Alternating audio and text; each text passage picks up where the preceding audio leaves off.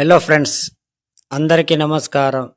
Telugu life story వింటున్న ప్రతి ఒక్కరికి మనస్ఫూర్తిగా కృతజ్ఞతలు. Money Mantra 2 episode 14. It is a very important to have a attitude of A gratitude.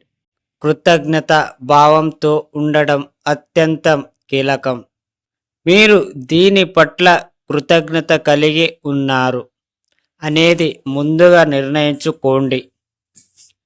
ముందుగా మీకున్న డబ్బు, సంపద, ఐశ్వర్యం పట్ల కృతజ్ఞత భావం కలిగి ఉన్నప్పుడు మీరు అంతకంటే ఎక్కువ పొందడం జరుగుతుంది.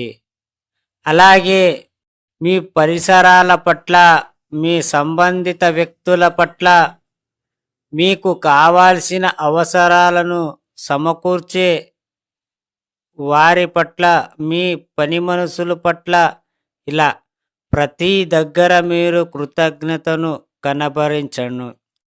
కనబరిచినప్పుడు మీ అనహత చక్రంలోని ఈర్యం, కపటం, ద్వేషం లాంటివన్నీ కరిగిపోయి మీరు స్వచ్ఛతమైన పొందగలుగుతారు. కేవలం ప్రేమ మాత్రమే మీ అనహత చక్రంలో మిగిలిపోయాయి. మీ జీవితమంతా ప్రేమమయమైపోతుంది. ఎప్పుడైతే మీరు ప్రేమతో నిండిన హృదయంలో ఉంటారో మీకు తెలియకుండానే విశ్వం ద్వారా ధనం, సంపత్తులు, ఐశ్వర్యం లాంటివన్నీ మీకు సమకూర్చబడతాయి. ఇప్పుడే మీకు చేరిన ధన సంపత్తుల వల్ల మీరు ధనవంతుడిగా జీవనం కొనసాగిస్తూ అందరికీ సేవా రూపంలో పంచడం వల్ల నిరంతరం దారం మీ జీవితంలో అభివ్యక్తమవుతుంది. ఇదంతా కేవలం మీరు చూపే కృతజ్ఞత వల్లే సాధ్యమవుతుంది. Thank you universe.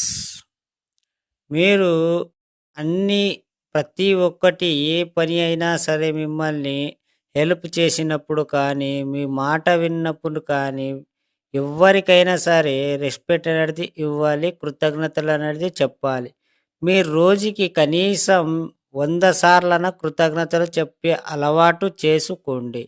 ఇలా చేసుకున్నప్పుడు మీ మైండ్ సెట్ అనేది పాజిటివ్గా మారుతుంది. మీరు ఎన్ని కృతజ్ఞతలు చెప్తారో అన్ని మంచి పనులు జరుగుతాయి. ఎందుకంటే ఈ కృతజ్ఞతను చెప్తే ఏమవుతుంది అంటే అంటే సమృద్ధిగా అవుతుంది. మీరు చేసే పని ఓహో ఇంకా రెట్టింపు చేయగలుగుతాడు అనే దానికి ఇది కృతజ్ఞత అన్నమాట. ఎందుకంటే ప్రతి ఒక్క భావం కానీ, ప్రతి ఒక్క మనిషికి కానీ, ప్రతి ఒక్కటి ఏ విషయంలోకైనా కానీ కృతజ్ఞత భావం మీకు ఉండాలి. అప్పుడే మీ జీవితం మారుతుంది. అర్థమైందనుకుంటా. ఈ స్టోరీ విన్న ప్రతి ఒక్కరికి మనస్ఫూర్తిగా థ్యాంక్ యూ సో మచ్. అలాగే విశ్వానికి కృతజ్ఞతలు.